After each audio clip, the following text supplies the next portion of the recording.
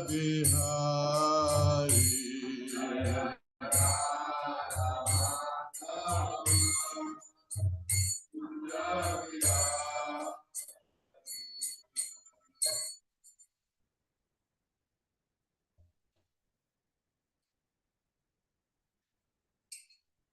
Namo Bhagavate Vasudevaya.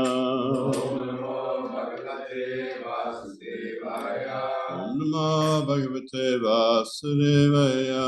Namo Bhagavate Vasudevaya.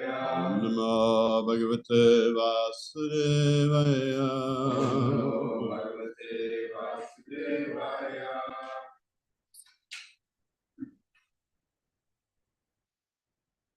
Nainam Namaskritya. Nainam Namaskritya. Nantava Narottamam. Narottamam Narottamam. Devim Saraswatim Yasu. Devim Saraswati Vyasa. Tato Jayamandirya. Tato Jayamandiraya. Astaprasya Bhadreshu. Astaprasya Bhadreshu. Nityam Bhagavatam Sevya. Nityam Bhagavata Sevaya. Bhagavati Uttamaśloke. Bhagavati Uttamaśloke. Bhaktir Bhavati Naistaki. Bhaktir Bhavati Naistaki. So we're reading from Srimad Bhagavatam, Canto 1, Chapter 2, some of the nicest parts of Bhagavatam.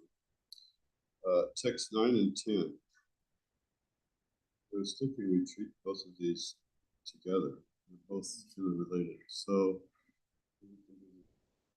sounds good. You do it responsibly. Dharmasya hi apavakyasya. Dharmasya Dharmasya. Nartaritayo pavakpate.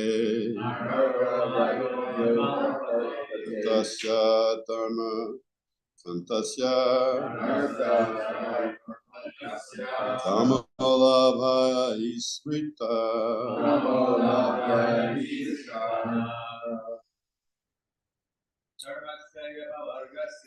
Dharmasya hi apavagasya. Nartaritayo pakapate. Tasya dharma kantasya. Kamalabhaya ismrita. Dharmasya hi apavagasya.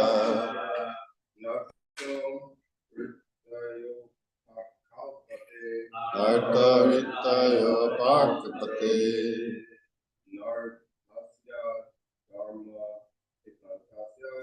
Nartasya dharma kantasya. Kamalabhaya ismrita. Dharmasya hi apavagasya. Nartaritayo pakapate. Nartasya dharma kantasya. Kamalabhaya ismrita.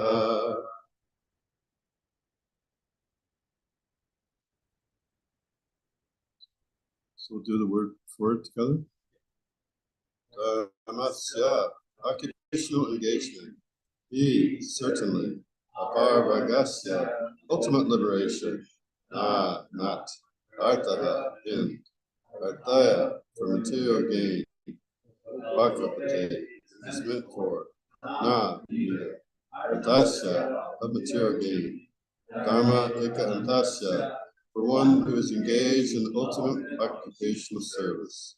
Kamaha, sense gratification. Abhaya, attainment. Exactly. Smrita is described by the good sages. Translation. All occupational engagements are certainly meant for ultimate liberation. They should never be performed for material gain. Furthermore, according to sages, one who is engaged in ultimate occupational service should never use material gain to cultivate sense gratification.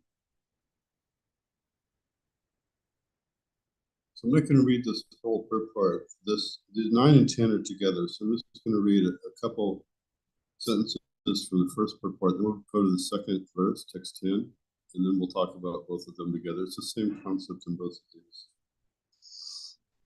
This first sentence refers to text 7. It talked about how when one engages in devotional service, automatically perfect knowledge and detachment come. But then the rest of the purport talks about, but then there's other people who don't subscribe to that.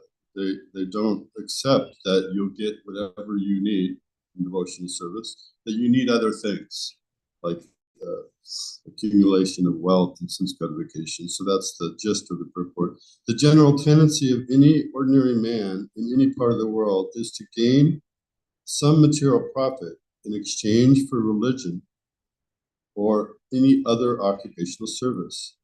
Generally, people won't do something unless they get some reward. People don't want to work for free. They want to get something for their efforts. Why is it so-called men of religion allured by material gain? Because material gain can enable one to fulfill desires, which in turn satisfy sense gratification. This cycle of occupational engagements includes so-called religiosity, followed by material gain followed by fulfillment of desires.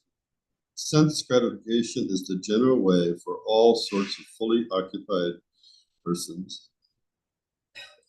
So again, this is why we want some money so we can fulfill our desires, because that will make us happy. And that's generally, you see that even in religion. Some people will practice religion to elevate themselves so they'll get some livelihood. So it's not real religion. The Bhagavatam, in one of the first early verses, rejects, this is cheating religion, thinking that you're going to engage in some religious activity and get something in return. That's bogus. That's not real religion. We talked about that in a few verses ago, probably you just talked about yesterday, the day before, in text 6. That if you want satisfaction of the soul, you have to serve unmotivated and uninterruptedly. Then the soul's satisfied. So immediately in this first couple chapters, it's rejecting these bogus concepts. So let's talk about text 10. Maybe we can read it together. Yeah, let's do the Sanskrit real quick. We'll just do it all together. Kamasya nindya prite labha jivityayavata jivasya tattva chikasya matoyaschintikanamini. And let's read the translation together.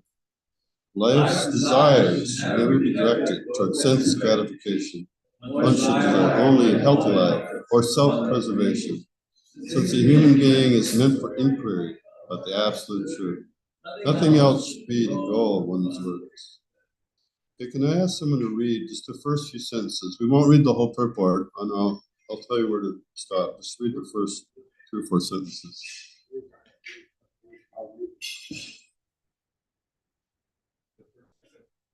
Yeah.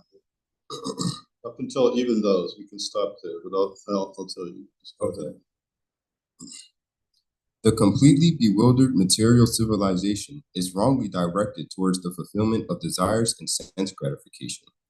In such civilization, in all spheres of life, the ultimate end is sense gratification. In politics, social service, altruism, philanthropy, and ultimately in religion or even in salvation, the very same tint of sense gratification is ever increasingly predominant. In the political field, the leaders of men fight with one another to fulfill their personal sense gratification. The voters adore the so-called leaders only when they promise sense gratification. As soon as the voters are dissatisfied in their own sense satisfaction, they dethrone the leaders. The leaders must always disappoint the voters by not satisfying their senses. The same is applicable in all other fields. No one is serious about the problems of life. You can stop there. So these problems of life that Prabhupada is referring to are fundamental to every living entity: birth, death, old age, and disease. No matter how much money you have, how much sense gratification you get, you're going to become ill, you're going to get old, you're going to die. So the perspective of the Vedas is, this is a problem. That means you could say that means if you're going to die, then your sense gratification stops. So let's solve these problems. So we don't have to take birth. We don't have to die. We don't have to become diseased. These are real problems. If we can solve these, then you could say your enjoyment goes on, right? You don't have any disruption in your happiness if there's no death. So these problems, no one's focused on. Everyone's focused on the senses. I'm just going to go in. So these two verses basically are talking about not squandering our resources, not using our time and energy to divert it away from devotion service. And on the surface, this, we need a certain amount of sense gratification. It talks about that in the purport, that we have to eat. And so there's palatable foodstuffs. We have to do certain things. So the body requires some sense gratification just to stay alive. So it's not that sense gratification in and of itself is a bad thing. But the point that it's trying to stress is sense gratification, the very word. What does it mean? Gratification of the senses. But the senses are not the soul. So it doesn't mean soul gratification. It's sense gratification. So it's superficial. And so a lot of times you see over and over in the Bhagavatam and in the scriptures, this idea of restraining, tapasya, restraining the senses, not engaging yourself. And the nature of the mind, at least mine, is that, well, this sounds very austere and not very much fun. It's a little bit like that's a dull life, you could say. I remember when I was 5 or 6 years old, I was born in a Mormon family, and the ancestors founded the Mormon church. Our family was very Mormon. And so they would go to church every Sunday. And one time, the thought of sitting in a wooden pew on a nice sunny day, I was a kid. I wanted to play. So I hid under the bed so that they would go to church without me. And then I would go play because I didn't want to go. I don't remember what happened after that. I probably never got to play because I got in trouble or something. But in my mind, God and religion, all those things are stuffy and not fun. And I just wanted to have fun. And so when we read these types of purports about constrain our senses, don't engage in sense gratification, just do the bare minimum, the thinking is that we're being cheated or constrained, or, well, it's not very much fun. But what the Shastras, the scriptures, these holy writings and saintly persons are trying to give us, they're trying to give us the real deal, not a false imitation or cheap imitation. So the senses aren't the soul. So we can gratify the senses all we want. You can go get as much money. You can do that if you want to earn money and just have sense gratification. You can do it, but you're not going to experience satisfaction of the soul. So the point that's being made here is if you really want the real thing, the real deal, then you focus on satisfying the soul, feeding the soul, getting the gratification on a spiritual level, that it's much deeper. And once you taste that, these senses, they're not so interesting anymore. Anything you can see or hear or touch or feel, it has a certain pleasure, but that pleasure pales in comparison to the pleasure one experiences when they're engaged in spiritual activities. It's a much deeper. We talked about this before. What's the measure of something being pleasurable or happiness? How do we define happiness?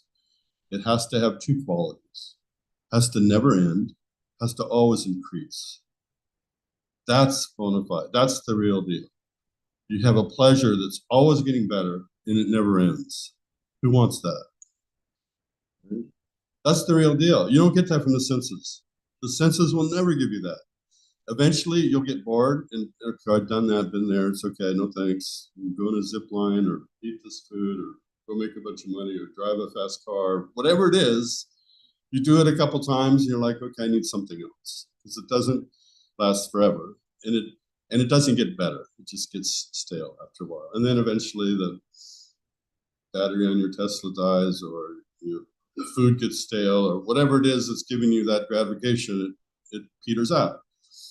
And so these verses are talking about understanding that putting our efforts, not wasting our resources, right?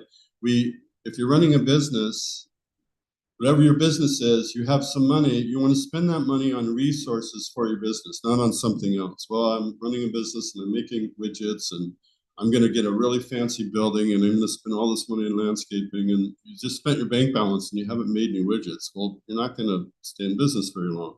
So you use your money to make really good widgets so people buy them and you make lots of money. So you use your resources for that thing which you're trying to accomplish, not wasted on other things that aren't related to making widgets or whatever it is. So this is what these verses are saying, that our life energy, our attention, our concentration, our life force should not be squandered on sense gratification, because that's just superficial. It's not going to make the soul happy.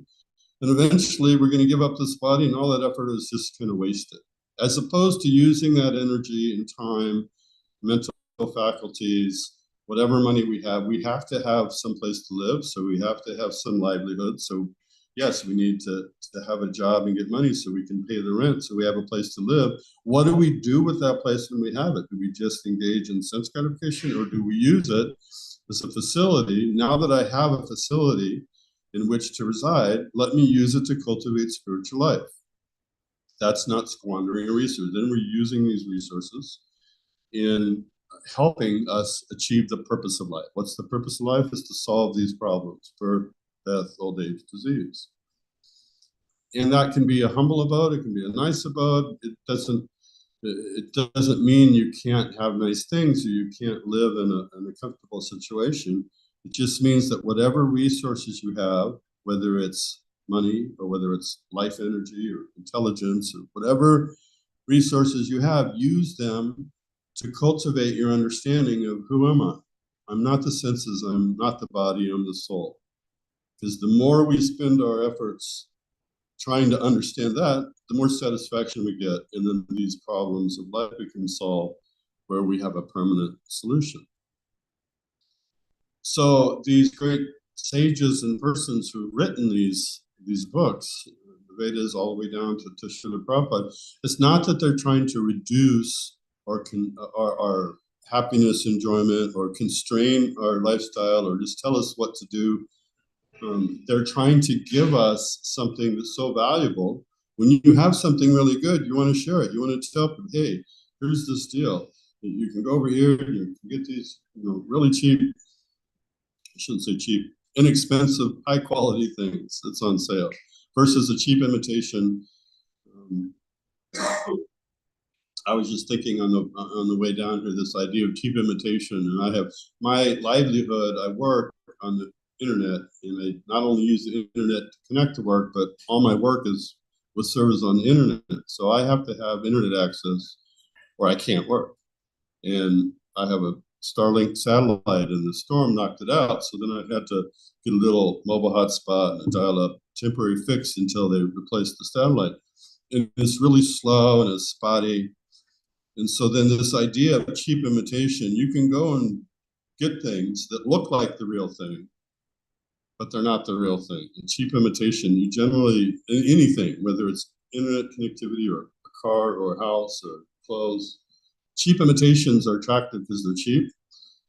But anybody who's experienced it knows, well, you get what you pay for. If I pay a little more, I get something of better quality, it'll last me for years. If I buy something cheap, it'll last me for days or a month or two. So let me save the money and get something that's better quality. So that's what's going on here with this. No, restrain your energies. Don't squander it on the cheap imitation things like sense gratification, because it's not going to last very long. It's not really going to satisfy you. Spend it on things that are conducive to solving these problems of life. Understand who we are. Engage in devotional services we talked about in the first sentence of the purport for text 9, which referred to verse 7, that Saiva Pumsam Prodamo, right? That the supreme occupation is to serve the Supreme Lord uninterruptedly. You don't stop, and without motivation. You're not looking for something in return. And you do that, then you experience the soul is satisfied with that happiness that never ends and always increases. That's the real deal. And so that's what these verses, at least to me, when I look at it that way, or I understand that, then the fact that they're trying to reduce or encourage us to not engage in sense gratification and not do all these things, it makes a lot of sense. It's like, oh, they're not trying to limit. The scriptures aren't trying to limit our enjoyment. They're trying to increase our enjoyment. They're saying, look, get the real deal. Don't sell out for something that might look nice, but it's not going to really satisfy you. Engage your energies on the real deal. Then you'll be happy. So those are some of the points that I guess that jumped out at me when I read these. I guess I'd like to ask what your thoughts are. What any questions or comments, or this whole idea of cheap imitation versus the real deal, if that resonates. One back here, and then shoot. Thank you, bro. Thank you very much. The question is not about the cheap imitations and the real deal. The question is about I think it comes in a 10, verse 10, the self-preservation. The question is, how do we define that? Because it seems like, it can vary from case to case. People can justify so many things that, well, I'm doing that for this reason. And it's not sense gratification in that category. And another, I guess, part of that same question is, we shouldn't, our activities should be unmotivated, uninterrupted. So in regards to unmotivated, we shouldn't be expecting anything in return, but how do we position ourselves with offense number 9, not to talk or preach to those who are faithless. We need to discriminate.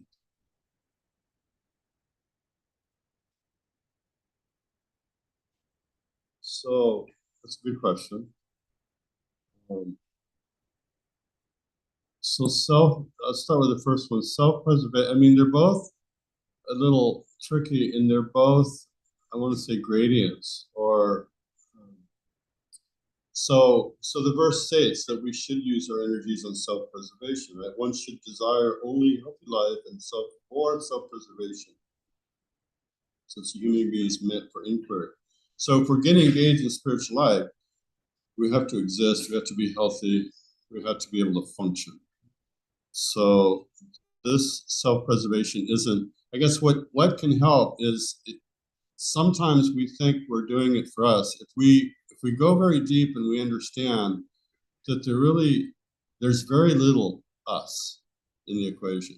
We tend to think there's a lot of me, and then there's the rest of the world. In fact, I'm the center of the world, so if everyone just understood that I'm the center of the world, everything would be fine. But they don't, so there's all this conflict. But when we understand there's very little us, that if we look deep, deep inside my body, my intelligence, my ability, none of these things are mine. They don't belong to me. Bhagavad Gita says, ability, he's the ability in man. So this body, I didn't will it into existence. It was given to me. My intelligence was given to me. My heartbeat was given to me. My very existence was given to me. So none of these things belong to me. Therefore,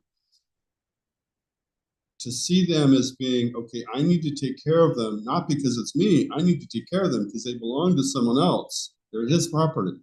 So this body belongs to Krishna, I should keep it healthy. I should eat the right things to stay healthy. I should not let it get dirty or sick. And so in this way, our self-preservation becomes devotional service. As I understand, well, it belongs to him, I should take care of it. My car belongs to Krishna, all my possessions belong to God, so therefore let me maintain them and preserve them so that he'll be pleased. And then that self-preservation becomes spiritual activity, as opposed to thinking, I'm this body, I have to be strong and healthy so people will respect me, and I can function in the world and gain, honor and all these things. That type of self-preservation becomes materialistic. Same activity in both cases. I'm exercising, I'm eating right, I'm doing all these things, But one, you're becoming purified, one, you're becoming more entangled. So then, I don't know if that answers your question in terms of self-preservation. And the other question, I'm not sure I caught. Maybe you can. I took it apratihata. Unmotivated. Yeah, unmotivated. Unmotivated in relation to speaking to other people? Yeah, like not expecting anything in return, but then when it runs into offense number 9 to the holy name, we do expect, that people are receptive, that people will value what we have to share. There's some expectation. Well, yeah, that's a tricky one. That there shouldn't be. Ultimately, it's up to Krishna if their heart gets moved or not. We're just the mail. We're just the mailman. We're just deliver the mail. Devotee in Washington used to say, we're just deliver the mail. What's in the envelope and how they respond, that's none of our business, what it is. So we just give them the message. But it's a good point because it is hard. If you're out distributing books or talking to people all day long and nobody's interested, it gets a little discouraging. It's like, well, why am I doing this? I'm not helping.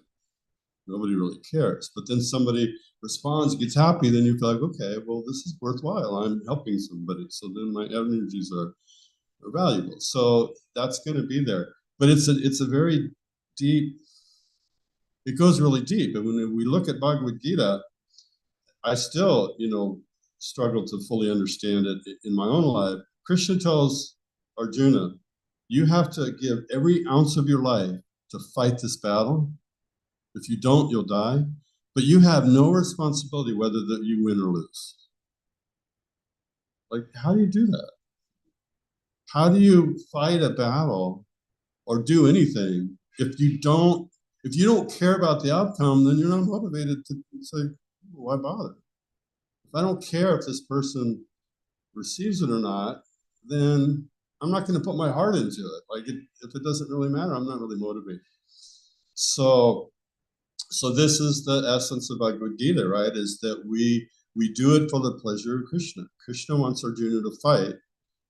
And I mean, on a deep level, Arjuna materially had the capability. He actually was a Kshatriya. Fighting was enjoyable for him. Like, he had skills, he had strength, and so it wasn't a heavy ask. What was hard for Arjuna was the people that he had to kill. He had affection for them, and so it wasn't that he was afraid of the actual fight. He just didn't want to harm people that were pretty dear to him. But to engage in an activity and not, I'll come at it from another angle. That unmotivated in the sense, and Prabhupada uses this example a lot, that the Bible, I was raised in a Christian household, and we were taught the Lord's Prayer, Heavenly Father, now I can't even remember it because I'm nervous. How's the Lord's prayers go? And heart in heaven, hallowed be thy name. Thy kingdom come, thy will be done on earth as it is in heaven. Give us this day our daily bread. So the Mormons are like that. They're very pious. They don't do anything without prayer.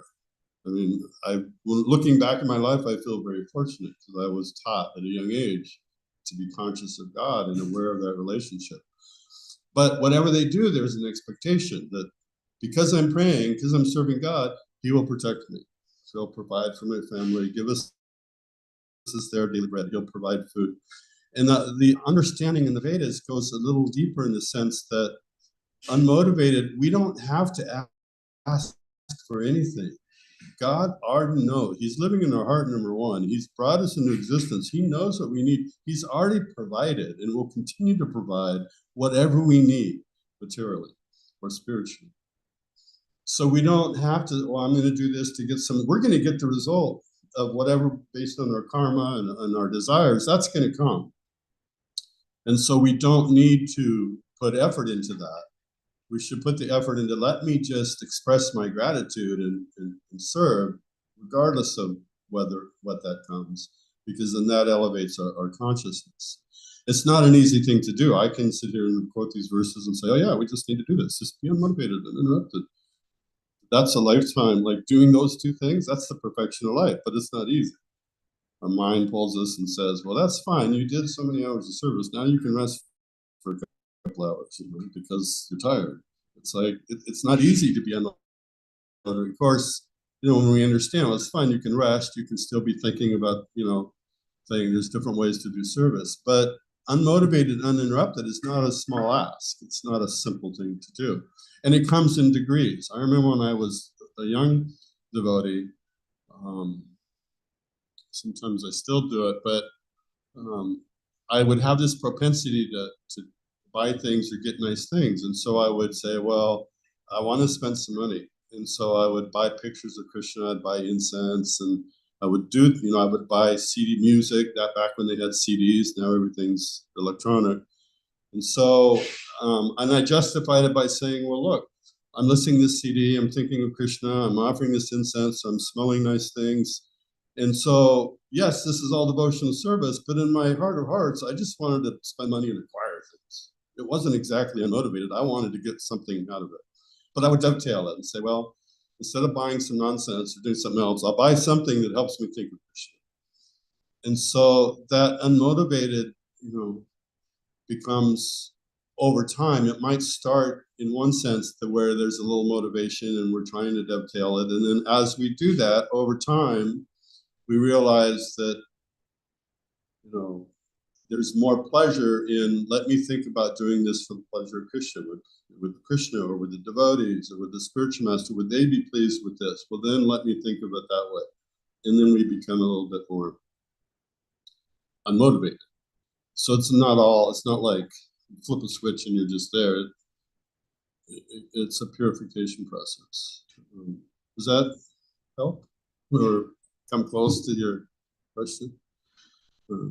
You had a question. I think you answered it already, but I guess I'll ask it anyways if you have any further thoughts. I was thinking of the first chapter, I think it's some other purpose, maybe second chapter. Prabhupada says that the process of Krishna consciousness is simple, but the application is difficult. So it is, a joyful process, and there's a lot of focus on how the soul is satisfied. At the same time, yes, the application can be at times difficult or tedious. So you practice Krishna consciousness. Input on that. Yeah, it's a great question, and it does take effort. But if you look back over two things come to mind. As I look back over my life, the effort, I can see how the effort had a result. Even at the time, it seemed hard. Now I look back and I'm kind of glad for some of those hard times because they make you stronger. If you want to get muscles, what do? You have to lift weights that are too heavy to lift. And it's really hard. And then you do that, then you get strong. So difficulties can make us stronger. The other aspect, if I don't lose my train of thought here, which I just lost, is that, where did it go?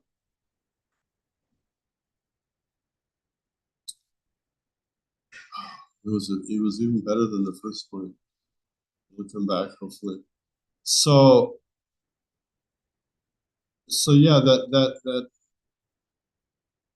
it takes time. We put in that effort. It doesn't come immediately. Oh shoot, Krishna help me. What's that?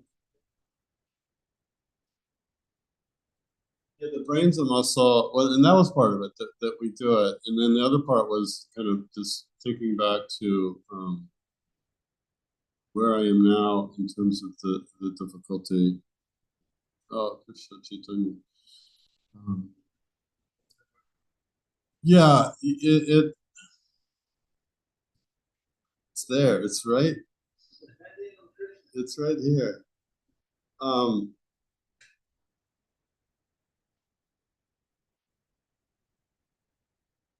Wow, I thought it was a really good point. Maybe it wasn't a really good point. Krishna doesn't wants to spare me from giving you all this bad information.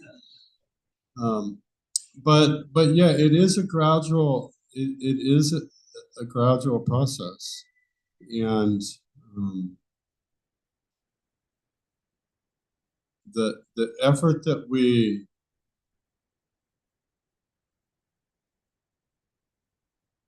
It's a gradual process.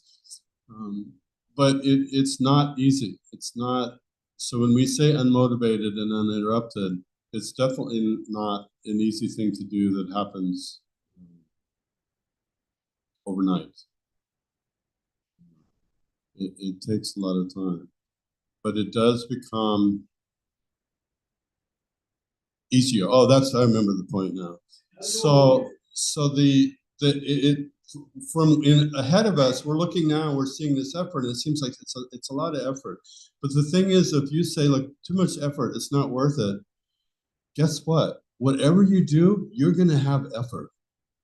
And the story that comes to mind, and I've experienced this in different ways, but this story is stuck in my mind. It's from San Diego when I was an early young devotee. Bhadra Narayan was the president at that time. Now he's a sannyasi.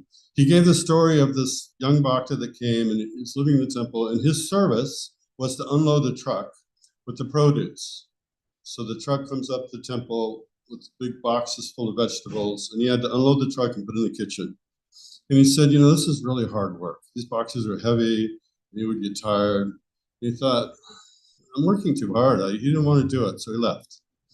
And so 6 months later, Bhadra Narayan saw him in another part of the town, out in somewhere, and talked to him and said, oh, so what's going on? Oh, it's great. And he got a job. And you know what his job was? Was unloading sacks of concrete from a truck to the job site. Right? It was just his karma for that period of his life was to do heavy manual labor. It's just, you can't avoid it. And so the point that Bhadra Narayan was making, which I've experienced it many times, devotional service can be hard. I know there's things that my spiritual masters ask me to do. There's things some president asked me to do. It's like, go figure this out. And I'm like, how am I going to do that? All this, like it can be a struggle. But in material life, things are a struggle. You're going to struggle. You're going to put effort, and things are going to be difficult, period. So they say in Hindi, bas. That's like, just accept that. So now that we accept that, if I'm doing this struggle for Krishna, you're getting benefited. It becomes pleasurable when you feel some satisfaction at the end. And we're not supposed to, spiritual life, devotional service, I find it's a really mystical, magical thing. We're not supposed to be motivated. We serve Krishna without wanting anything. And the more we do that, the more Krishna reciprocates and gives us things. So Krishna will serve the devotee. Devotee serves Krishna, Krishna serves the devotee. But the devotee doesn't want Krishna to serve him. If he does, then the motivation's there and it doesn't happen. But the more we engage in, let me just do this, even though it may be unpalatable, there's a really, really profound verse in the couple of verses in the Chaitanya Charitamrita. After the Shastakam is spoken, Lord Chaitanya quotes these verses from Srimati Radharani, which is at her appearance day. And she says, she's referring to Krishna. She said, if he wants something, and by doing that something, it gives me pain to do it, then let that pain become my greatest pleasure. Right? This is one of my favorite verses in this area. It's like devotional service is so powerful that, yes, it might be effort, it might be struggle, it might be hard. If we're not doing devotional service and we think we're going to not have struggle and be hard, we're an illusion. You're going to have the same struggle, the same difficulties in material activities. What are you going to get out of it? Some sense gratification and entanglement.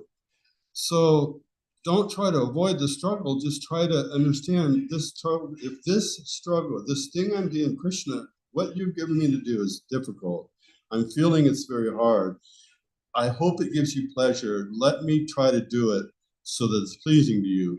Then that struggle turns into devotional service and gives us a lot of satisfaction. And when we have that mood, then Krishna helps in so many different ways.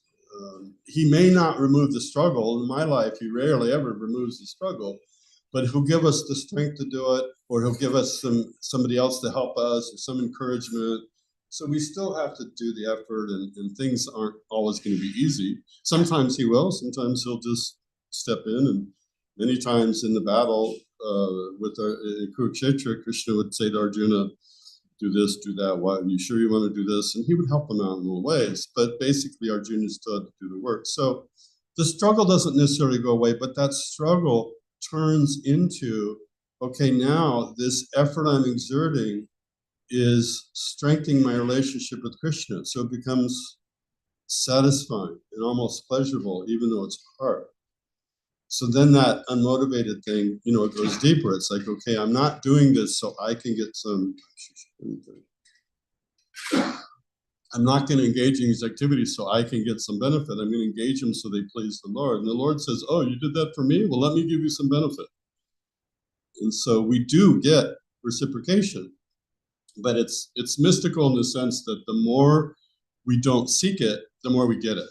And the more we do things for it, the less we experience it, if that makes sense. So, yes. Did that answer your question? Thanks for the patience of bearing with me while I recollected my thought. That was good. A thought just came up for me on this question of being unmotivated. I think there's a little secret that we could utilize to help us become more unmotivated in our practice.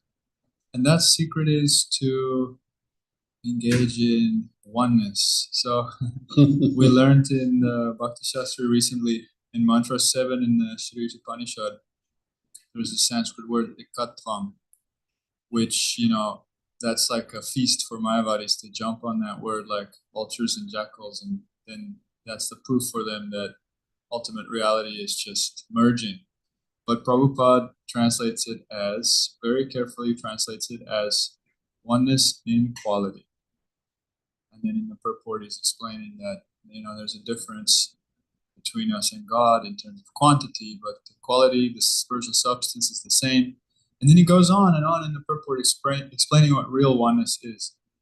And one angle from which he explains it is that we become one in our desires and our motivations.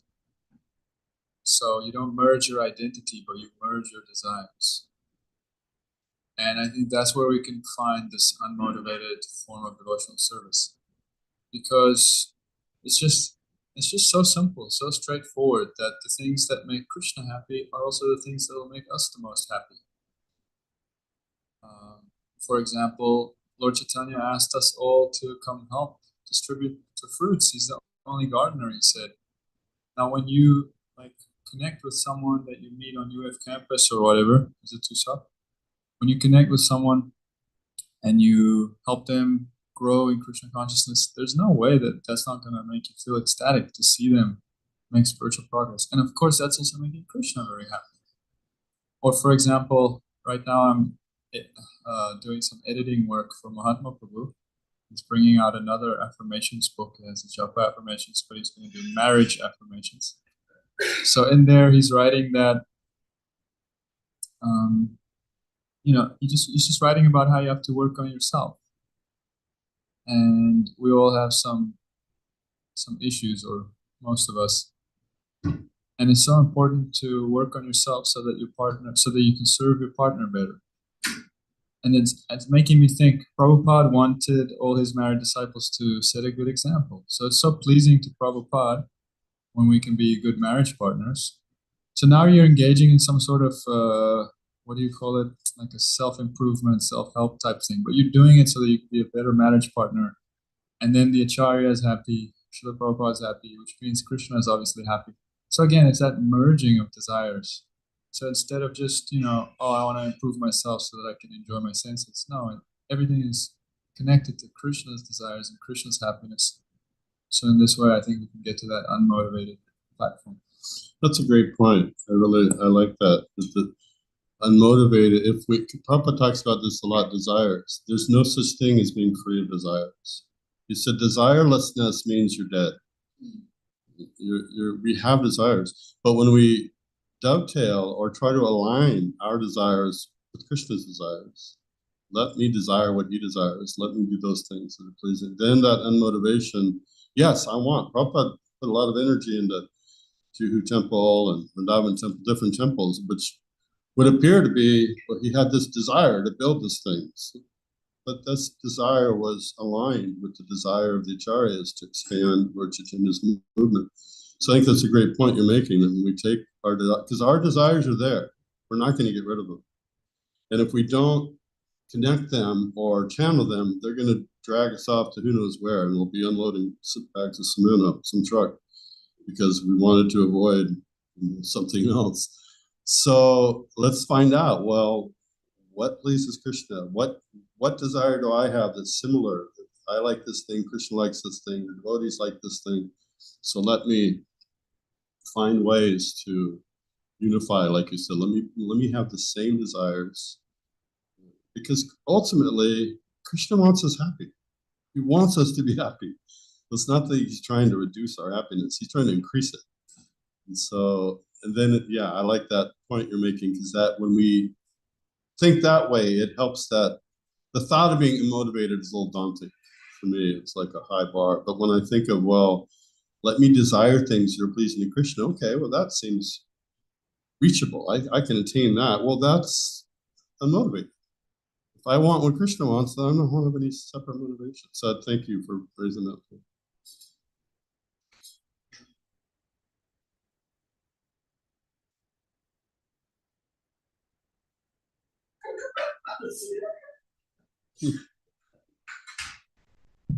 I wanted to give one more secret. Okay. As I was here in the class, we talked a lot about struggle with devotional service, struggle to develop. The Prabhu was asking, struggle about to develop the mood of being unmotivated in our service. And the secret is association. We can slash our effort by half in just the right association. We know if a person is sober, clean, he associates with drunkards, a week later he'll be drinking, and vice versa. If a person is the laziest, bum, and all of his friends go to the gym. It's meant to be. He will go to the gym. So our association, if we struggle to develop certain mood, find somebody who has a mood, associate with them. It will you won't even have to make any effort. And so it goes for devotion service. That's a great point. I don't know if you all heard that. The secret to success is association. And I'm sure you've all experienced that. I know for myself, when you have association of devotees, difficult things become very easy. And it's the same effort it takes to do whatever it was. That effort doesn't go away, but through association, it just gets easier. You're not on your own. And it's said somewhere by someone, probably many someones in many places, that spiritual life, bhakti yoga, devotional service means, it's not that association helps your devotional service. Association is devotional service. And I'll just end on this verse, one of my favorite verses in Chaitanya Charitamrita, although I just said the other one was, so I guess I have more than one, so I guess they're not with favorites. But Ramananda Roy and Lord Chaitanya are speaking in long dialogue. Lord Chaitanya is asking, go deeper, go deeper. And at one point, Lord Chaitanya says, so what is the most auspicious thing? And I've looked at this over and over, word for word. What is the most auspicious thing? And the answer that Ramananda Roy gives, he doesn't say most. What is the most auspicious thing? The answer is the only auspicious thing is association of devotees. There's nothing else auspicious. When you have association of devotees, you have everything else. And so, yeah, that's a really good point. That struggle, if you're feeling like you're struggling with something, and you feel like this box is too heavy, or this this burden's too much, I'm not going to do. I'm going to go do something else. Understand two things: wherever you're going to go do it, you're still going to have to struggle. So you're not going to alleviate the struggle. But if you get association, ideally with a person stronger than you or more advanced than you, that struggle becomes. It just dissolves, or you get the strength to do it. It's in half. Yeah. So thank you for that point. It's a really important point.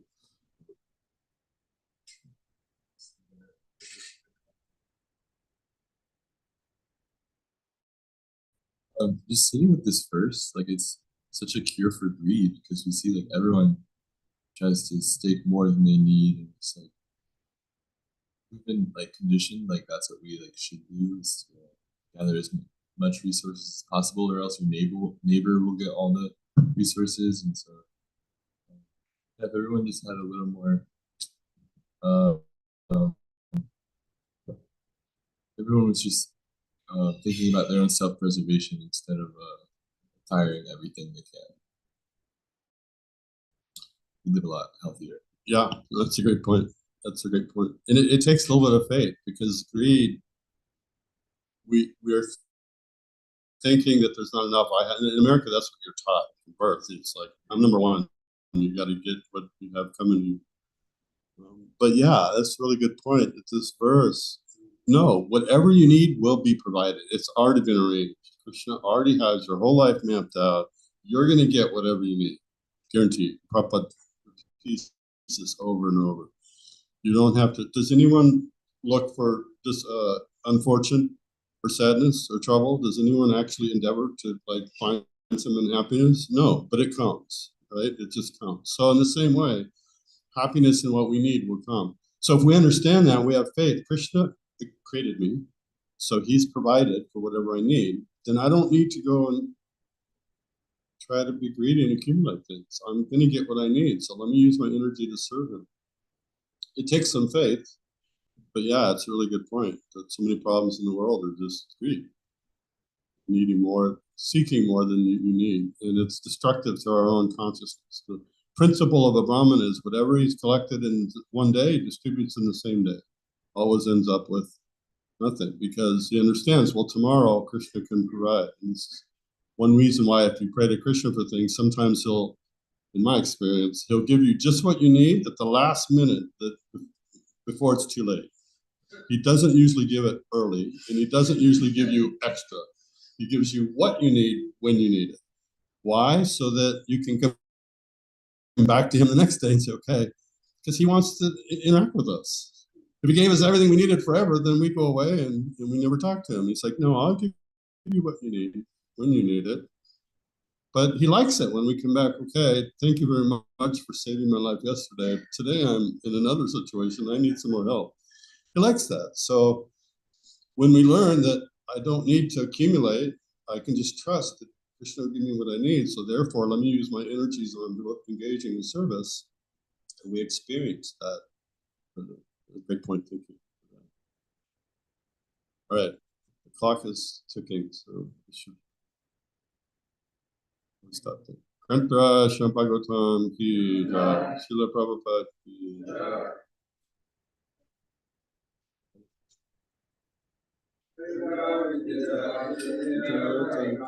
Chitale Vasasage Anti Dvato Logosati Takita